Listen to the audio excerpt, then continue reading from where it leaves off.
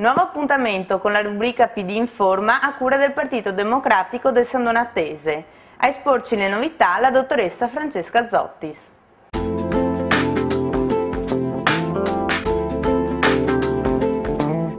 Siamo con Francesca Zottis, segretario del Partito Democratico di San Donà. Segretario, approfittiamo della sua presenza per chiedere la sua opinione circa il governo Monti e tutti i decreti che sta assumendo. Oggi si parla ovviamente del decreto contenente le liberalizzazioni con un numero di proteste non indifferenti.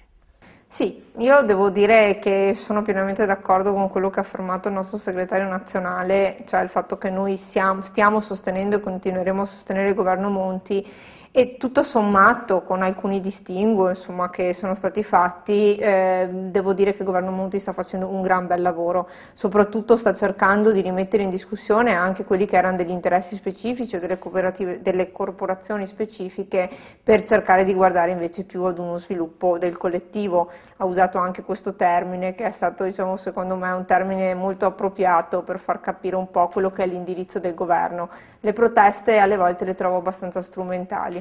C'è chi dice che però sta facendo troppo poco, ovviamente, che si doveva fare di più, soprattutto con le farmacie si dovevano togliere le piante organiche.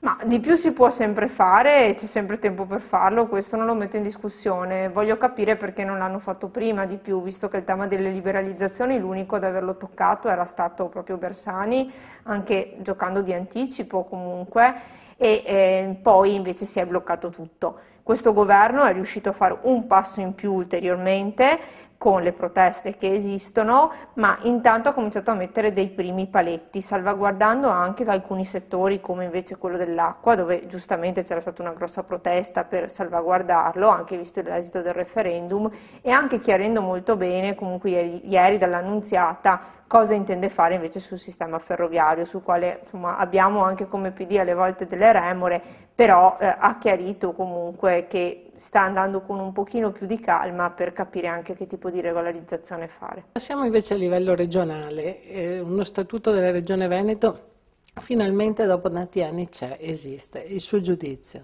Ma deve essere è un giudizio positivo diciamo, nell'insieme, anche perché insomma, c'è stato un voto che è venuto da tutti, un voto positivo, è stato un lavoro lungo perché è stato un lavoro di concertazione, siamo contenti insomma, di quello che è stato realizzato anche per quanto riguarda Belluno, quindi del riconoscimento dell'autonomia, e anche per quanto riguarda poi il fatto che abbiano inserito un riconoscimento anche eventualmente ad altri territori per determinate specificità o anche esigenze di maggiore sviluppo, per cui anche una spinta per questi territori, compreso il Veneto orientale, dovrebbe essere questo, per lavorare un pochino più insieme, in collegamento come progetti e non su singoli comuni.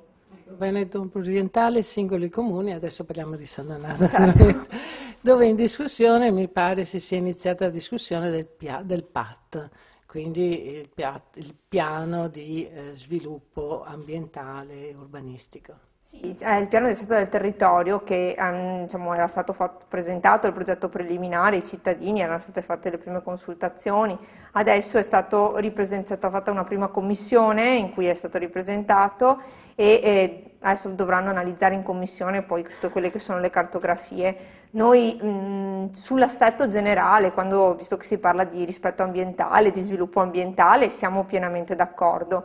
Poi ci sono alcune criticità che abbiamo rilevato, che però, ripeto, siamo anche in fase adesso di prediscussione, quindi sono delle criticità per ora a livello generale. Uno è il fatto che dovremmo parlare un pochino di più, guardare un pochino di più non solo allo sviluppo di San Donà, per quanto il piano di stato del territorio prevede lo sviluppo di San Donà, ma far già intravedere una visione di collaborazione col Veneto orientale, con l'area metropolitana, con la città del Piave. Bene, ringraziamo Francesca Zottis per aver fatto una chiacchierata con noi molto amichevoli sui temi locali ma anche nazionali. Grazie.